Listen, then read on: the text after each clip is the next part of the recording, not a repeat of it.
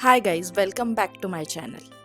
आज का व्लॉग है मलेशिया डे 3 और सीरियसली ये दिन था फुल ऑफ व्यूज, वाइब्स और एडवेंचर। चलिए फिर शुरू करते हैं इस व्लॉग को।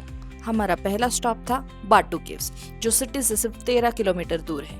ये जगह फेमस है लॉर्ड मुरुगन की गोल्डन स्टैचू के लिए, जो तमिल मलेशियंस ने बनाई है। इस स्टैचू की हाइट है लगभग 140 फीट और इसे बनाने में लगे थे करीब 2 साल। ये दुनिया की सेकेंड टॉलेस्ट मुरुगन स्टैचू है। सबसे बड़ी वाली है तमिलनाडु, इंडिया में।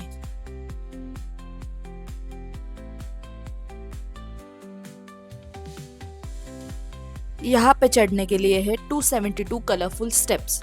हाँ, हम पूरे स्टेप्स चढ़े। इसे चढ़ने के लिए हमें लगे कुछ 15 से 20 मिनट। बाटू केव्स फेमस है अपने कलरफुल स्ट्रक्चर के लिए। आप यहाँ पे एमआरटी, प्राइवेट कार या बस से आ सकते हैं। सबसे चीप ट्रांसपोर्टेशन है एमआरटी, लाइक 1 RM और 2 RM में आप यहाँ पे पहुंच सकते हो। ये जगह फ्री ऑफ कॉस्ट है, सिर्फ ट्रांसपोर्टेशन चार्जेस है वही आपको लगेंगे। बाकी एंट्री टिकट वगैरह ऐसे कुछ नहीं है, सिर्फ पार्किंग फीस भी लग सकती है अगर आपके पास प्राइवेट कार है तो। मंदिर यहाँ से अंदर है, एक लाइमस्टोन केव के अंदर। वाइब्स टोटली पीसफुल है।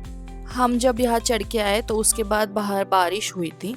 मलेशिया में कभी भी बारिश होती है तो अम्ब्रेला ज़रूर रखना। आप यहाँ पे जितना जल्दी पहुँचोगे उतनी भीड़ आपको यहाँ पे कम मिलेगी। यहाँ पे हर साल हिंदू फेस्टिवल्स भी होते हैं, तमिलियन हिंदू फेस्टिवल्स।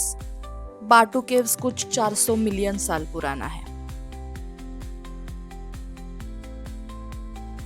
तो चलिए फिर चलते हैं मंदिर के अंदर। पर एक चीज़ का ध्यान रखना है कि आपको पूरे क्लोथ्स पहनने पड़ेंगे, फुल क्लोथ्स, अगर मंदिर में एंट्री चाहिए होगी तो। नहीं तो नीचे से ही आपको ऊपर नहीं जाने देंगे। ये है मेन मंदिर, यहाँ पे स्टैचू रखा है। अगर आपको कुछ ऑफर करना है तो ऑफर कर सकते हो।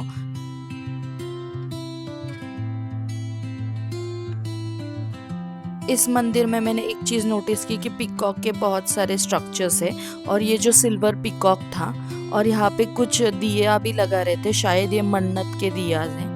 ये और एक ऊपर मंदिर था पर ऊपर हम नहीं गए क्योंकि बारिश की वजह से सब स्लिपरी हुआ था और चढ़ने का डर लग रहा था, इसलिए हम वापस नीचे जा रहे थे।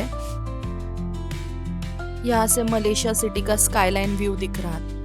और उतरते वक्त आपको ध्यान से उतरना है क्योंकि ये बहुत ही स्टीप है, तो साइड में इन्होंने हैंडल दिए रेलिंग जैसा, तो उसको पकड़ के ही हम नीचे उतरे क्योंकि बहुत रिस्क था और बारिश की वजह से सब कुछ स्लिपरी हुआ था।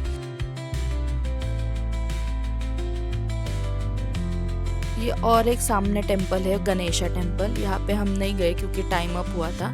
और एक यहाँ जगह थी जहाँ से वाटरफॉल का व्यू था, गार्डन टाइप, पर अंदर चार्जेस है लाइक 40 RM, तो उसकी वजह से हमने ये भी नहीं ट्राई किया। यहाँ पे और एक स्पेशल जगह है, यहाँ है रामायणा केव, जिसे गार्ड करके रखा है लॉर्ड हनुमान ने। उसके बाद हमारा नेक्स्ट स्टॉप था जेंटिंग हाईलैंड्स।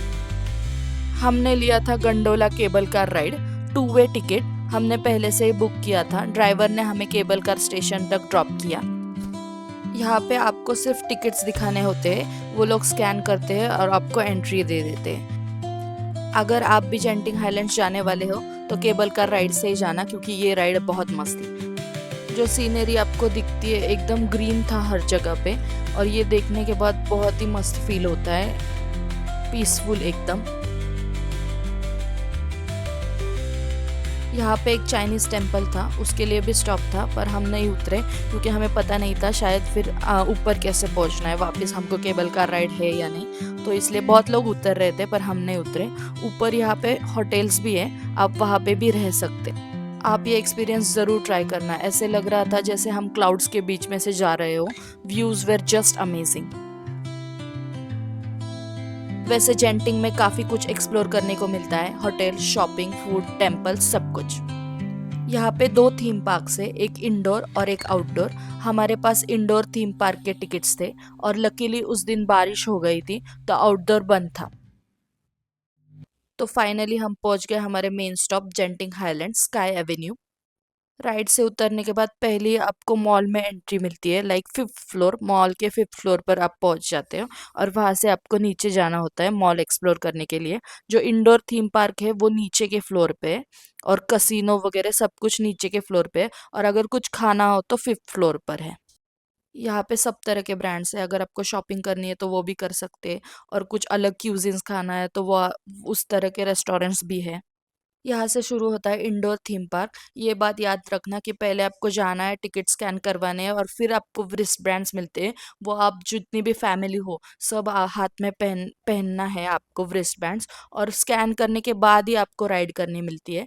और एक रिस्ट बैंड एक के लिए, तो आपके साथ अगर कोई बेबी हो तो उसका रिस्ट बैंड अलग से आपको खरीदना पड़ता है, नहीं तो फिर उसको एंट्री अलाउड नहीं है। यहाँ पे छोटे बच्चों के लिए बहुत सारी राइड्स है, मेनली सारी राइड्स शायद छोटे बच्चों के लिए। हाइट मेंशन की है, हाइट के अकॉर्डिंग ही ये एंट्री देते हैं, और ये एक ऐसी राइड थी, यहाँ से पूरा इंडोर थीम पार्क का व्यू दिख रहा था। उसके बाद हम गए स्काई कसिनो देखने, जो एशिया का सबसे बड़ा कसिनो है। एंट्री फी है, लेकिन अंदर शूटिंग अलाउड नहीं है। एक्सपीरियंस के लिए आप देखने जा सकते हो। अपना पासपोर्ट दिखाने के बाद आपको कसिनो में एक फ्री कॉफ़ी भी मिल सकती है, अगर आप चाहिए तो ले सकते हो। फिर हमने यहाँ पे स्वेंसन्स करके था, यहाँ पे एक आइसक्रीम खाई। रिटर्न में फिर से केबल कार ली, और तब तक बारिश फिर से शुरू हो गई थी। लेकिन ऑनेस्टली पूरा दिन इतना अमेजिंग था, स्पिरिचुअल स्टार्ट से लेकर एडवेंचर तक सब कुछ एकदम परफेक्ट था। व्लॉग पसंद आया तो लाइक करना, शेयर करना और चैनल को सब्सक्राइब करना मत भूलना।